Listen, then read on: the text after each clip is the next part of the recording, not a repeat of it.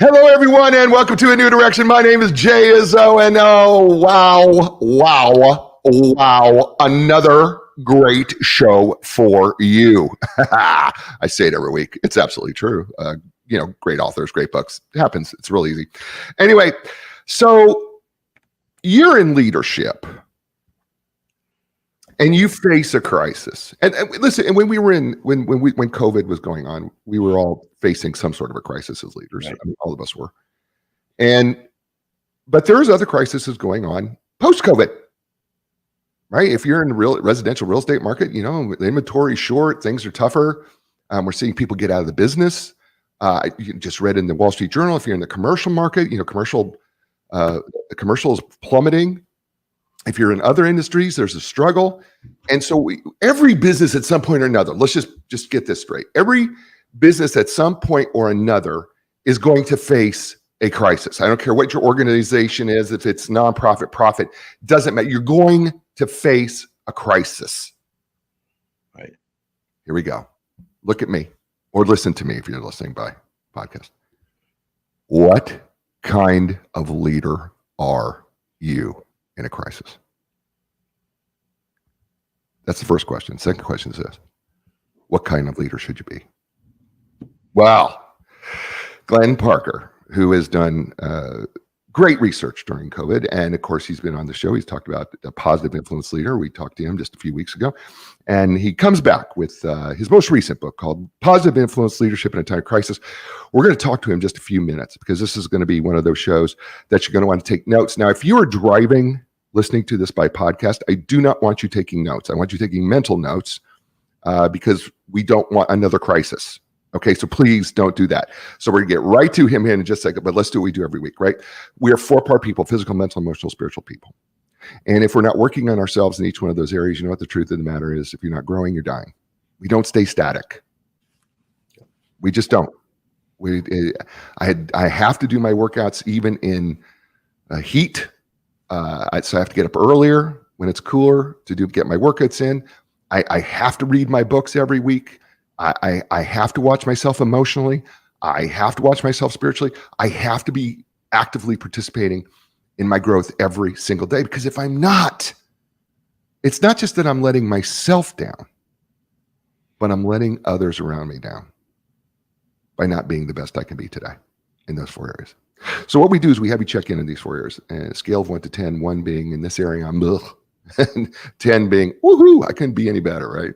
So physically, what we do is we evaluate you. We say, okay, so if you were to say physically, when it comes to eating right, when it comes to drinking enough water, getting enough sleep, getting enough exercise, I'd rate myself, scale of 1 to 10, I'd give myself a 5 being average, right?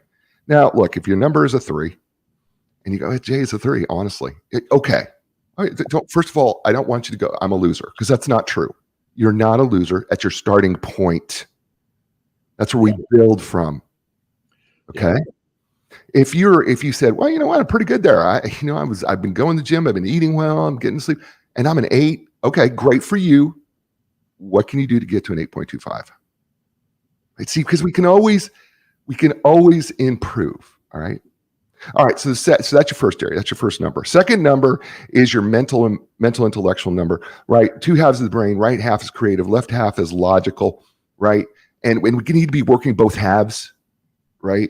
And we can't just sit and just take things in and think that somehow we're absorbing knowledge, because it's not really the way it works. You have to be an active participant in it. So even if you're listening to a podcast, what are you doing with that information? Okay. So even when you listen to this show, what am I going to do with this? What am I going to do with this information? How am I going to act on it? Right. That's all part of your mental intellectual growth. So on a scale of 1 to 10, how would you rate yourself mentally, intellectually? Okay. That's your second number. Okay. Third number is the emotional number. And listen, I always talk about Daniel Goleman because he was so good about emotional quotients, emotional intelligence. There's a lot of people though talk about all sorts of things, mindsets like Carol Dweck. Pulled that all together, right? But it comes down to 2 things. How well are you able to control your emotions under stress and pressure? When you're hangry, for instance, right? That's hunger and anger, right? And then the second piece is how well are you able to tap into and understand the emotions of others? I'm going to tell you right now what I want to call him Uncle Glenn. I don't know why I want to do that. That's not who he is. But Glenn, because I have one. But Glenn will tell you is when you're in crisis, guess what? You really need to know how to tap into and understand the emotions of your people. Right? That's so important. Right? And that may mean that you have to enlarge your emotional vocabulary. By the way. So on a scale of 1 to 10, how would you rate yourself emotionally? Okay, that's your third number. Fourth number, spiritual. Fact of the matter is, when we're in a crisis, what does your spirit of yourself do? Right? You move all the other stuff, right? I mean, how resilient are you? That's spiritual. Yeah. Right? How well are you able to go in and control your attitude and your excellence and your effort? It's a spiritual connection. But then, what is it that brings you back to a place of centeredness in the midst of that chaos and in the midst of that crisis? Is it God? Is it nature? Is it something else? Is it meditation? Yes. Doing that for you, right? Because you got to take care of yourself. I always say to my clients, my coach clients, here's what I tell them all the time. I say, you know what? I know you want to help everybody else, but listen, if you don't put on your mask first, you can't help anyone. That's why they say it on the airplane, right? Right? Exactly. Yeah. So those are the four numbers. I can't be right for others if I'm not right for myself. Yeah. Absolutely. See, here, Glenn, say that again. Right? So here's the deal. Those are the four numbers, right? Now, right? Those four numbers like the air in the tires of your car. If your one tire is too low, you know what's going to happen? The car's going to veer. You're going to have a hard time controlling the car. While four tires are low, you're going to ruin the car over the course of time. So what we want to do is bring our tires up to the right level so that we can drive that car ourselves smoothly down the road, face what we need to face in the right way, and do it with resilience and a great attitude and great effort. But speaking of somebody who does that all the time, is Glenn Parker. He is an internationally recognized workshop facilitator, organizational consultant, and conference speaker in the area of teamwork, collaboration, team meetings, and leadership. He is the author of 16 books, titles from all over: cross-functional teams, working with allies, enemies, and other strangers, team players and teamwork. And we talked about positive influence leadership, and now we've got positive influence leadership in a time of crisis, his latest work, which he's done a lot of research on. He's sold more than 1 million copies, and his seminal work on team player styles was featured in best-selling CRM video.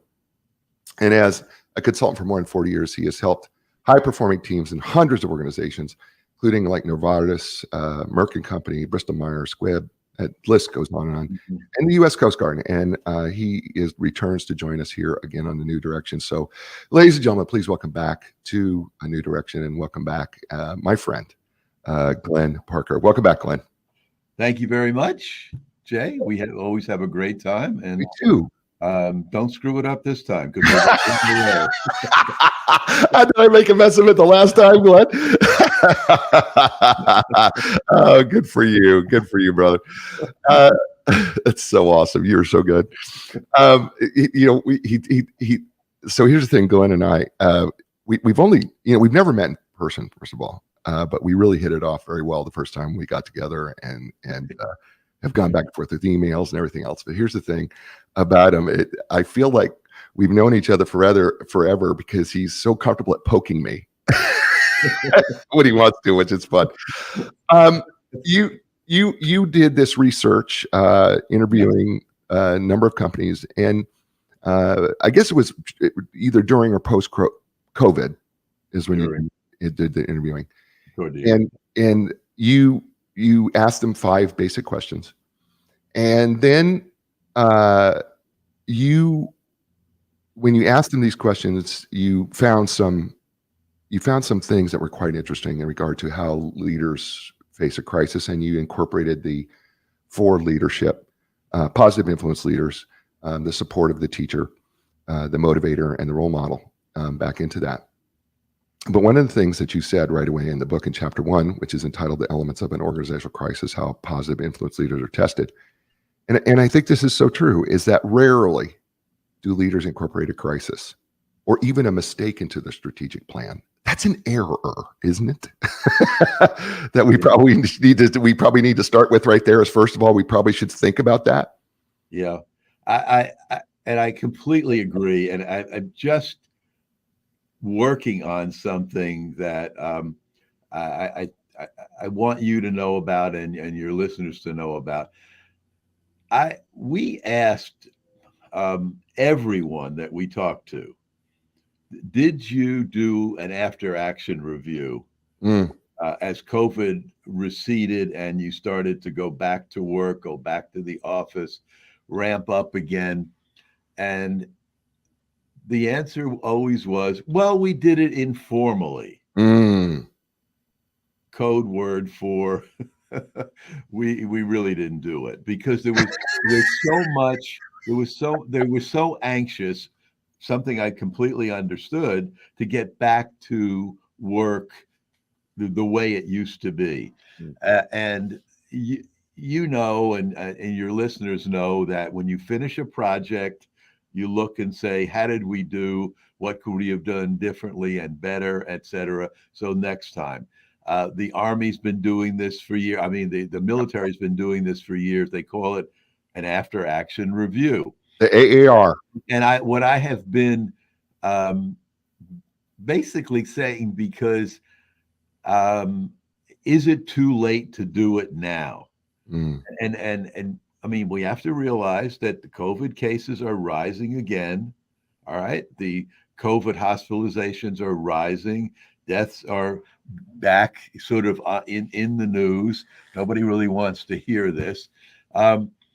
But whatever it is, when you have a crisis, whether it's the Tylenol crisis that J&J faced years ago, or some crisis where we have to get rid of the CEO or one of the major players in the organization. Somebody's accused of sexual harassment. There's a lawsuit against the organization. Or some kind of bad press. There's a product recall. A whole bunch of different things. We got to look at what we did well, what we didn't. And I'm basically asking the question, I'm basically an article I'm gonna finish it up here and put it out shortly. Is it too late to do that? And I'm arguing it's really never too late to do an after action review, because most of the time what people said to us, we didn't have a playbook. We didn't have a playbook for this one, or basically anyone, to deal with a crisis. And we were making it up. We were making it up as we went along. And, you know, these are pretty smart people. So they figured a lot of it out on the fly, and did pretty darn well. But it was also a very, very stressful time. And we can get into some of that and what the reactions were. And as you know from reading the book, we have a lot of personal stories and quotes that are, you know, frankly, you know, quite dramatic. So for those of you who don't know what an AAR is, an after action report, it really comes down to three questions. What did we do well? What did we not do so well? And then what can we do better? It really comes down to those three questions. You know, how do we improve? And I years ago, I interviewed a Blue Angel on this show, and you know, they fly these planes at such high speeds, and they're doing incredible maneuvers, and it is a thing where they sit around the table and they literally do an AAR after every single show, after every single practice. It is what they do. And you're right when you ask them, you know, did you do an AAR? Did you do an after action report? And they go, well, we did it informally. We didn't do it because it's supposed to be formal. yeah. It's supposed to be. Matter of fact, you and I did it after the show the last time you were on. Is that okay? What do you thought went well? What do you think didn't go well? What do you think we could do differently? And we talked about that in a matter of speaking, but it has to be a formalized thing where you're face to face, not just wandering around the hall and goes, oh, how do you think it went? Well, that's not an after action report. Yeah. But the importance of that is because then what they are supposed to do is everybody's taking notes so that what they could do is now, what do I put into action during the next practice? What do I put into action the next time this situation comes in? What is the policy change? What is the system change? What is the process change that we're going to make as a result of this after action report? Yeah. And that's the piece that I think is completely missing. And I think that's what you're saying too. Yes, and that's what I'm trying to fill in the gap here, because it's not that difficult. It's not really complex science. It's pretty basic facilitation, meeting facilitation, that makes this kind of thing happen. There's some key questions that need to be asked, and I'm going to include that in the article, and we can make it available when it becomes available, to your listeners. But I just think it needs to be out there, because there's going to be a crisis, and basically COVID hasn't really gone away completely, but we anyway we need to address it. We need to have a plan going forward. Most people said they didn't have a plan.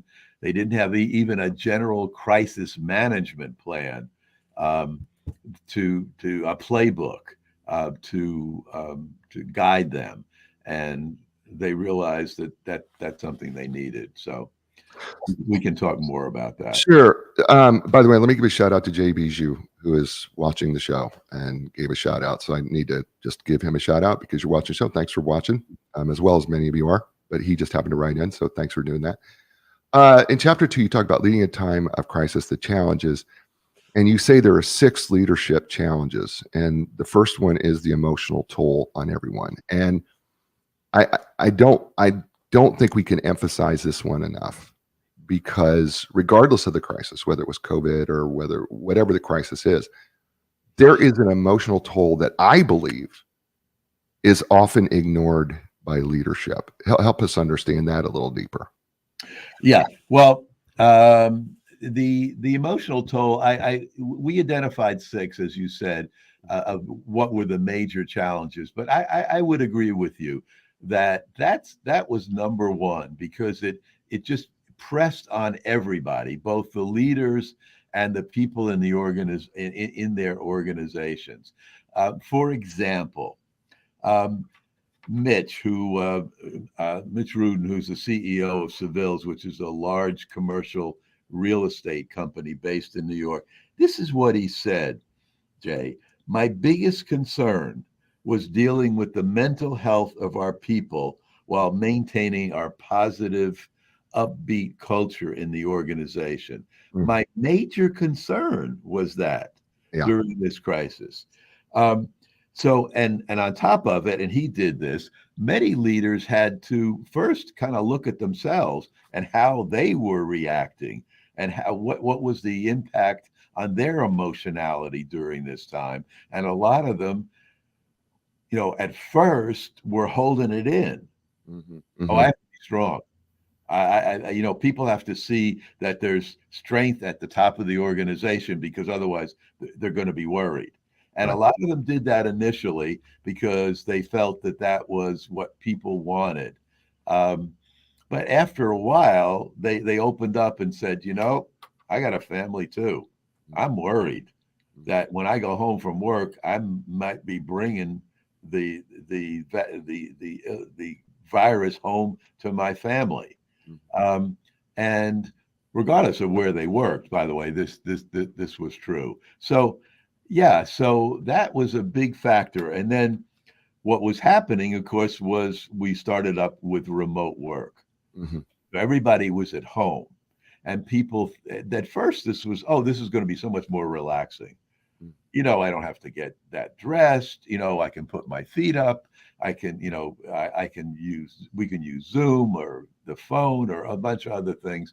And then they realized it was very stressful. You know why? You were available all the time. It was a long day. People were available. And then when the work day finally did end, that didn't end the day, because who else was home? Your children. Young children were home from school, and trying to learn remotely, and parents were trying to figure this stuff out remotely, how to get it to work in the first place, and then look at it and say, this math doesn't look like any math that I learned. And so they're trying to help their kids, and it's a struggle. And quite frankly, a lot of the emotional toll and pressure fell on women because they tended to be the ones that were doing the extra work, taking care of the household, making sure there was all the necessities in the house, as well as being the at-home teacher and supporter and emotional support for the children at home. So he had that going on. So the days got very long and very emotional. We tend to forget this, but there was a national emotional layer on top of all of this that was going on in the corporate world, and that was the emotional toll that was associated with the killing of Breonna Taylor and George Floyd by police in various cities, and the protests that went along with that. There were hundreds of thousands of people in the streets, many of them employees of these very corporations that we're talking about. So that became something that leaders in many organizations had to deal with, and they did deal with it. And so, for example, Eric Nordstrom, who's the CEO, obviously, of Nordstrom Clothing Company, he personally got on a plane and flew down to Florida because one of their employees, they felt were being harassed by the police in that town. And so he went down there, met with the employee, met with the police, tried to calm the situation down. So that became, a leadership responsibility to deal with that. Hans Vestberg, who's the CEO of Verizon, he was very struck by what was going on. And he, in a video call with all employees of Verizon, this is what he said. This, in talking about these killings, this is not acceptable. This is not acceptable in America. And basically, he broke down in tears in front of all the employees. So I was saying earlier, after a while, the leaders had to say, hey, this is bothering me also. And we had other examples of that. But the emotional toll went up and down among people and among leaders in the organization, regardless of where and in what industry. His name is Glenn Parker, co-author of the book, Positive Influence, Leadership in a Time of Crisis. You're listening to him here on A New Direction. Hey, folks, whether you're suffering from everyday aches and pains, recovering from injury, surgery, or maybe you're a professional athlete or an athlete who is just looking to improve in how you feel, the elite team at Epic Physical Therapy will provide you with a customized treatment plan that's tailored just for you. So when you're ready for your epic relief, your epic recovery, your epic results, don't look any further. Go to epicpt.com. That's EPICpt.com. Oh, wow, I don't know where it happened there. I just kind of stumbled over it. And Linda Craft Team Realtors for more than 38 years. You know what? They've been serving people all over the world. They're helping people transition in life. And you go, how do you do that when you're in real estate? Well, truth of the matter is, think about it. Every place you've ever lived has been a life transition. And for those 38 plus years, you know what? They've been helpful to make it as smooth, successful as possible. And you know what? That's what they can do for you too. So listen, when you're ready for your next transition, don't look any further. Go to Linda Craft Team Realtors. That's lindacraft.com, LINDACRAFT.com. And we're back here on A New Direction with Glenn Parker and his book, Positive Influence, Leadership in a Time of Crisis. Glenn, I think what we're gonna do, and we're gonna need to, because I know what people want to know is, okay, my crisis is different, and I want to be able to go, what am I going to be best at in crisis, right? And One of the things in crisis, the disruption of established routine, the need for clear and consistent messaging, which you really, really hit hard in there, the safety and health of employees and customers, the changing nature of the required decisions, and of course, loss of business. And of course, we're seeing that in certain industries even right now, not COVID related, but just due to the economical situation, that there are some economy things that are going on that are creating some other crises. But I'm going to jump ahead into part 2, the positive influence leader in time of crisis, because people are going to want to know, what do I need to do? What do I need to do? I'm in a crisis right now. What do I need to do? So let's talk about the supportive, positive influence leader in a time of crisis, and that's part 2, chapter 3.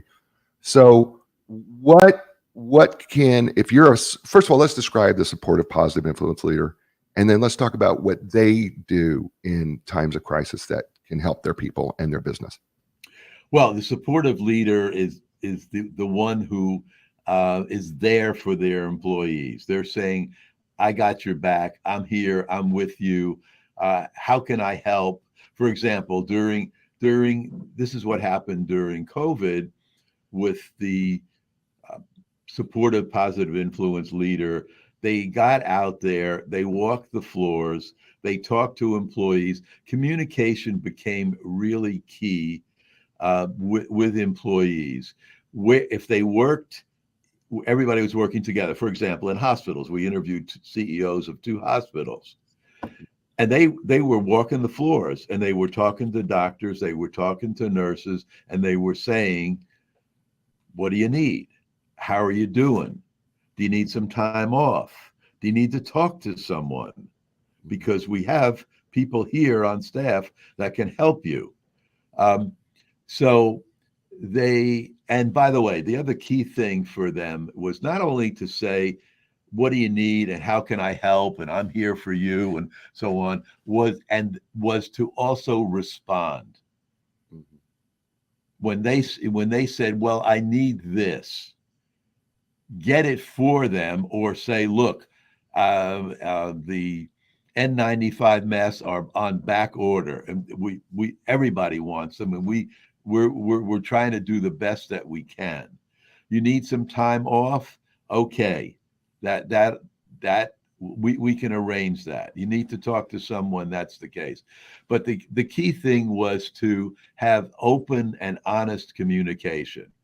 Don't sugarcoat the truth. Look, this is the way the situation is. Because the worst thing, and became hit home very dramatically during this, was to sugarcoat the truth or deny or deceive or not tell. Because what happens is the employees don't hear from you, and suddenly they're making stuff up on their own because they're talking to each other, and they're looking at social media, and they're watching television, and they're getting all sorts of ideas and theories and conspiracy theories, and all kinds of crazy ideas are coming their way.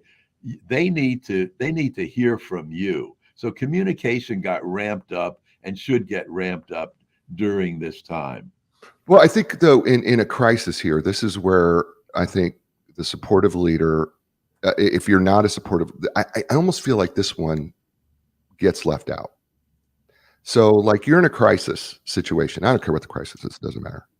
But when you're in a crisis situation, I think sometimes leaders can go into push mode.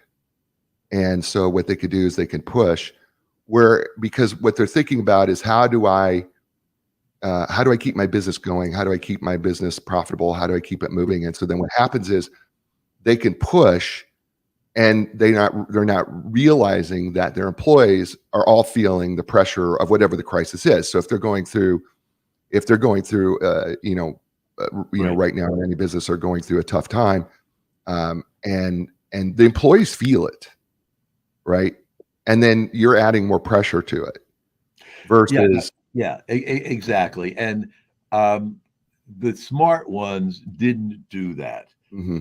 They were what we always call being present. They were doing their best to be present, even when they couldn't be face to face. Right. For a great example is a is Mike Axiotis. He is the CEO of a company that owns 21 Red Robin restaurants. Now, many of those restaurants were closed for periods of time because many of them were in Pennsylvania, and Pennsylvania had a real tough shutdown requirements. Or they were open on a limited basis in terms of time, or they had a limited menu, et cetera. And it was also possible for Mike to get around to all of those restaurants, and he didn't. But he spoke to them on the phone. He would just call up and say, "Jay, how are you doing? How are you feeling? What can I help? What can I help you with?" Um, and then the other thing, which was really, I thought was a great thing, he said, prior to all of this, those 21 restaurants were in competition with each other. They were in competition. And he said, we kind of fostered a lot of this to be number one in sales and in customer satisfaction and all the measures that they had of what makes a top restaurant. And what happened is that during COVID, they started being collaborative, because what they would do when they'd get on these calls with Mike, he would ask them what's working. And somebody would come up with an idea for a change in the menu, or combining some menu items. And the other general managers of the restaurants would say, hey, that's a pretty good idea. Let me try that. So in the past, they would never share a good idea like that. Now they were sharing it. Everybody was benefiting. The whole organization was benefiting. And he said, we're not ever going back to that competitive environment again, because the collaborative one really worked. I, yeah, go ahead. Yeah, no, I was going to just say the other thing that I think came out of the support of a leader that I thought was something that gets ignored when we're in crisis is showing appreciation and gratitude. Speak to that real quick.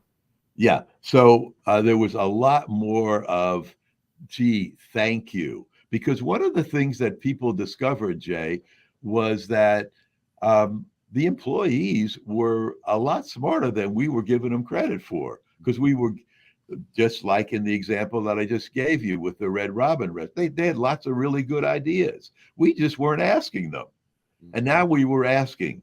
And we were fine. And by the way, in many cases, it was sort of empowerment because we had no choice. Because people are out there dealing with customers, and they were just making up stuff and giving answers and providing service, and it was working. And we were, not only that, we were learning from what they were doing. And so there was a lot more collaboration. There was a lot more communication. And that was tough. The communication was tough because they were getting all these conflicting messages. And so they had to, in many cases, deal with the conflicting information and say, look, folks, this is what we know now, and this is what we're going to do as a result. But stay tuned, because things may change in the future. Now, that was new for many of them, to not go out there with, this is the way it is, and we've studied this, and now we're going to put out this new plan. They were tentative and were pretty comfortable with that. And the employees were okay with that, because they realized this was a tough time. And if you were willing to be human and to say, things have changed, we have more information, the CDC has clarified guidelines, the state health department has put out new guidance for us to follow. There was a lot more of that. So what happened out of this, that there's some new culture. There's a new, what I call creating a great place to work, has become a real feature of all of these organizations. And well, I think that could come from any crisis, right? I mean, yes, absolutely. Yes. I want to move to the teacher positive influence leader in a time of crisis. Describe what that is, and how do they act, or should they act in a time of crisis? Well, the teacher is somebody that teaches you what you need to know in order to be successful. Um, whether that be skills or knowledge, or whether that be values or the culture of the organization. What do you need to learn and know and understand and put into play in order to be a successful leader? And that's what many of the people did. They said, okay, let me show you what we're doing. Let me tell you what other people are doing. For example, there's guidance that came down from the CDC.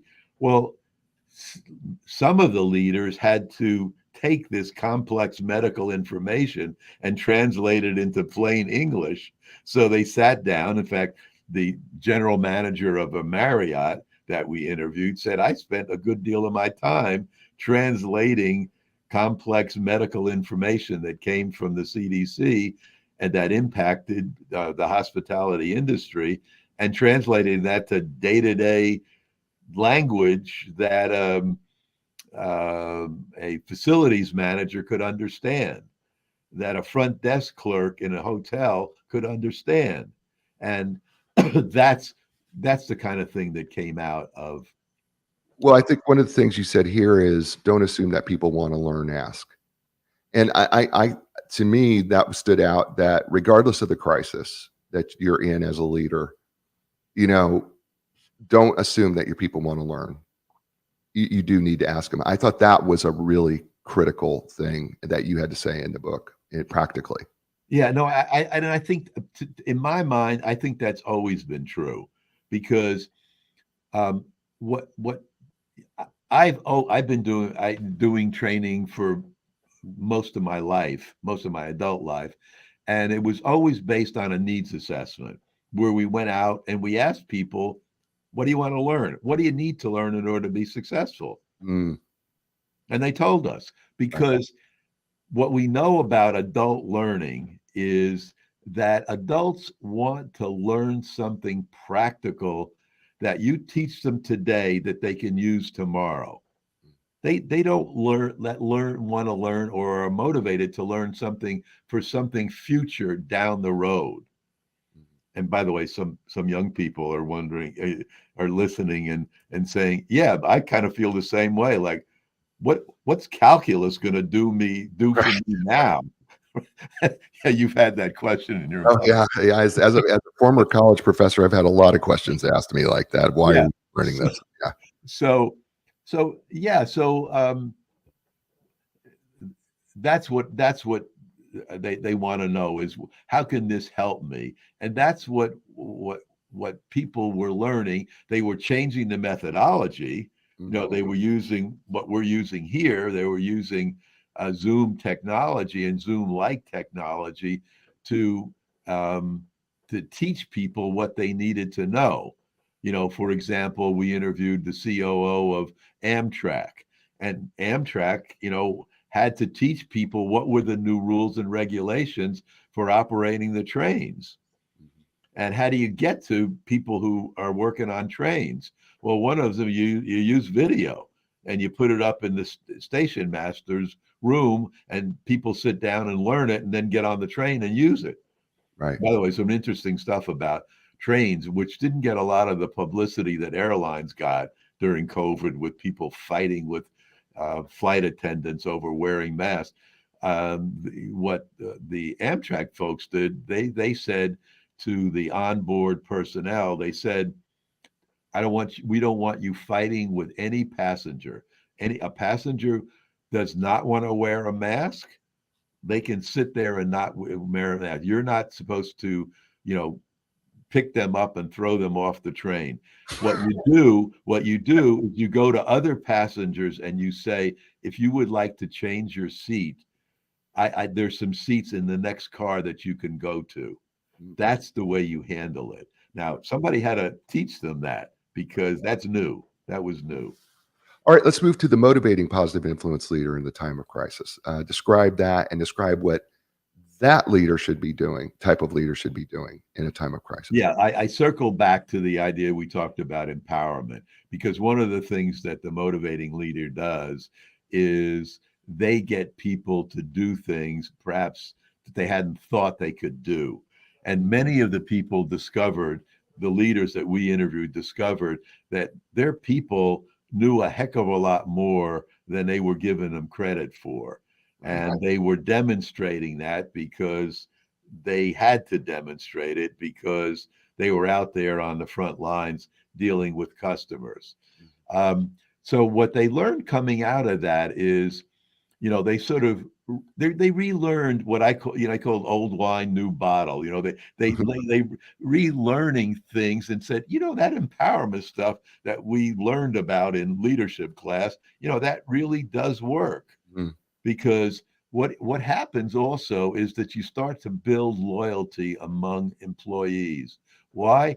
Because, Jay, when I say to you that I trust you to make the right decision when it comes to our employees and the use of our plant and equipment, then I'm saying something really powerful about you and our relationship. When I'm saying that I trust you to make the right decision, that's a powerful message. Yeah. Yeah. And I think that, and I think the last thing was part of that piece before we go into break here is that employee recognition was really important on behalf of the motivating leader. Exactly. No, and that there were much more of that was ramped up, and people were being, and the motivation, by the way, didn't have to be a plaque. Mm-hmm. It could be, Jay coming up to Glenn and saying, thanks for the extra effort during a pretty difficult time. Yeah. Beautiful. His name is Glenn Parker. The book is entitled Positive Influence, Leadership in a Time of Crisis. You're listening to him here on A New Direction. Hey, folks, Epic Physical Therapy. Listen, I want to just tell you something about them. First of all, they're my physical therapist. I think they should be yours too. They have facilities that offer the most advanced top-of-the-line equipment like the Ultra-G anti-gravity treadmill, the Normatec compression sleeves. My favorite, Game Ready. That's just to name a few. They're trained and certified in the most comprehensive cutting-edge treatments available. Blood flow restriction therapy, dry needling, cupping, and that's just a few. Listen, when you're looking for your epic relief, epic recovery, your epic results, don't look any further. Go to epicpt.com. That's EPICPT.com. And Linda Craft Team Realtors for more than 38 years, helping people all over the world. And you know what they do, though, folks, is they also help their local community. Blood drives, shredding of documents.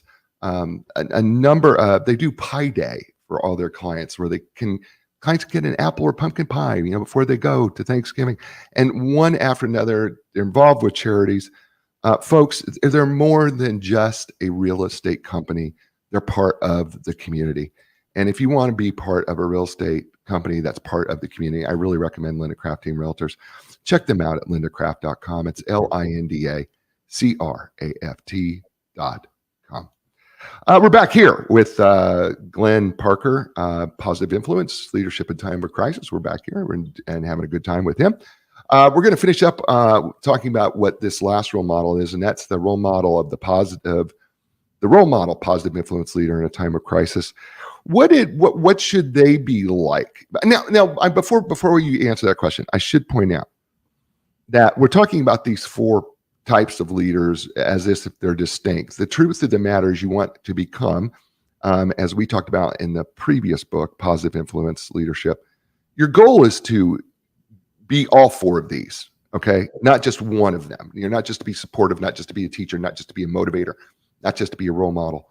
But your goal as a positive influence leader is to adopt all these styles so that you can use them right. I mean, I know that's what we talked about. I don't want people to think of, I'm just this one role model and I'm not the other three. That's not what we're saying here. We're saying what you don't have, work on if you're not there in the other ones. Yeah. It's not the being, it's being able to use the strengths of all four styles. It's situational leadership, in which you come across a situation and you say, I've been talking to Jay for a while, and my view is the best way to approach him to help him be more effective in his work is to whatever that happens to be, whatever Right. he needs, rather than what's my personal preference and what I am most comfortable with. Some Right. cases you have to get out of your comfort zone. And Yeah. you asked about the role model. The role model is the person that we look up to, and we look to for the best way to do it. They're an example of how it's done correctly. And Right. one of the key characteristics of a role model is that they walk the talk. They're consistent. They say something and they do things that are in sync with that. They don't talk one way and act another way. But Right. one of the key things that I think we want to get to as far as leading in a crisis, and that is um, what did leaders learn about themselves during this time, and what did they learn Yeah. they're going to incorporate going forward? Chapter 8. Let's go. One of the key things, Jay, is, and a number of them said, almost used these same words, which I learned that I didn't always need to be the smartest person in the room. Mm-hmm. And as that old saying goes, if you're the smartest person in the room, you're in the wrong room. And not only that, but it's sort of a corollary that is, I didn't always need to be the first person to speak up and come up with the answer in a meeting where we're trying to talk about how do we fix this problem. And that was new for a lot of people, which was, so more listening, more getting other people involved in decision making, more of that. And less power. Yeah. Less power, more listening. And Yeah. then you said that empowerment was salutary.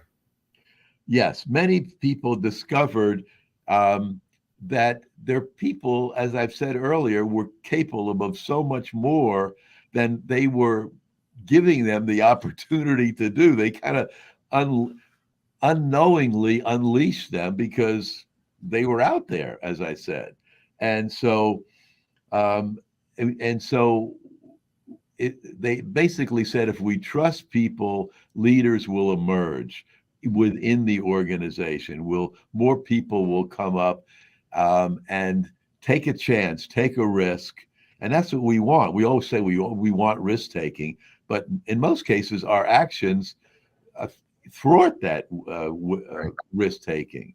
So, and then you talked about team development is something that they learned out of all this too. That we're all in this together. And that's what I gave you the example from the Red Robin restaurant. That was one of the classic examples of that we're all in this together, and things work better when we work together. And so that was a key thing. But the other thing is that I don't think we should overlook this. We don't want to sugarcoat the whole thing. Leading during a crisis is stressful. And many of the people talked about that stress. It was not an easy thing. And some people, people were kind of brutally honest with us. And I know you, as a coach, probably experienced that because people started probably talking to you about it. But they talked to me about it. Listen to this. I just want to read some of these quotes from the book because they're pretty dramatic. One of the leaders said to me, he said, Glenn, I took things too personally. It got to me. I had a heart attack. I learned from that experience that I need to go more with the flow and empower my staff. I just want you to know I've followed up and I've been in touch with this gentleman over time, and he's doing fine. So we're good with that. But there was a lesson there, not only for him, but for other people. And another one in hospitality said, I internalize a lot of stress because I try to be there for everybody. So I'm taking all this in because I don't want it to impact. I felt that people in the organization always expected me to be there. After a while, many of them learned that that it was okay to say, I'm stressed out too. This is tough on me and tough on my family. And I think people, well, they did. They really appreciated that. Um, the I had to be positive. This is another quote. I had to be positive in the face of the virus. I had to and did overcome my fear of getting sick and yet go to work every day. Mm. I even surprised myself Mm. because people were, yeah, they were nervous. I mean, one of the CEO of one of the hospitals that I talked to, he said to me one day, listen to this, Jay. I go out, I'm leaving to go home, and I see one of my nurses in her car just sitting behind the wheel. And he goes up to him and he realized that she's crying uncontrollably and rolls down the window. And he said, "What's going on?" She said, I don't know what to do. I I want to be there for my team in the hospital, but I'm worried sick that I'm gonna bring this virus home to my family. And she said, and my parents live with us, and so I'm worried about my parents who are much older getting this virus as well. And so that was the kind of thing that people were dealing with. It was a stressful time, and a lot of people just opened up and said, "Hey, yeah, it's getting to me also." And that was a relief, and I think many of the people in the organization appreciated that level of honesty. Does that make sense? Oh, no, it makes complete sense. We got just a few minutes left, and Yeah. I want to jump to chapter 9 real quick, mistakes and miscalculations. And you have a couple here that I think it's important that we emphasize. And one is called critical communications. Um, uh, Yeah. and that organizations did not have a specific plan in place with various aspects of a crisis. And I think that's true, is that because communication came up as a theme throughout this book. Yeah, Um, I mean, most of them. This is because we didn't. Nobody had done didn't do an after action review and stuff. The general thing was there was no crisis management plan in place. People talk about crisis management, but that's mostly what a lot of people did was talk about it. They didn't have a plan in place. Um, they didn't. There was no coordination. Some people decided we're going to centralize this at the top of the organization. mhm. And that's what they did because they wanted to be sure that the message that went out was one message. Even if it changed, they wanted to make sure there were no outliers, that whatever we said we were going to do and how we were going to do it was very under control. And that is something that a number of organizations who took the time to learn from the folks in Taiwan, because they had to deal with this in the SARS crisis, they learned that they needed to have a high level coordination of communication. Very, very important. Well, I think the other one that was also important here that we didn't talk about was that the changing nature of the required decisions that were having to be made, because they didn't have a decision tree for crisis. Right. And That's so right. that was miscalculated.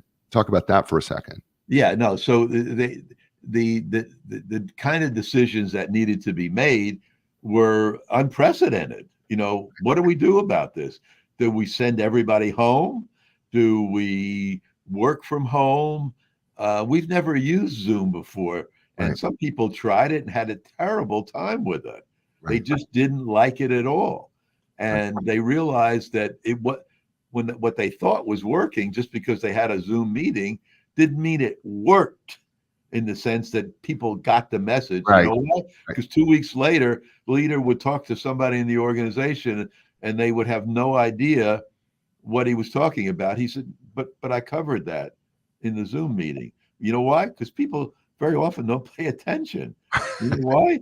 Right. They're looking around and I'm reading what it says behind Jay there, and yeah, right. Don't people? Oh, But what kind no, of I what do kind of that all books does the he time. have on his? What books are on his shelf that are Right, behind him? right. And you know what? By the way, you know what I did to address that? All of my interviews were conducted by plain old telephone service. Interesting. And you know what? I got their complete attention. These were very busy people. And for 1 hour, I got their complete attention because they were just talking to me. In fact, a couple of them said that to me. Glenn, you have my complete attention right now. That's awesome.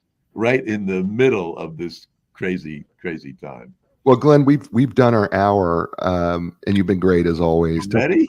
Yeah, I know it goes so fast. Just got started. I know. Tell people how they can get a hold of you.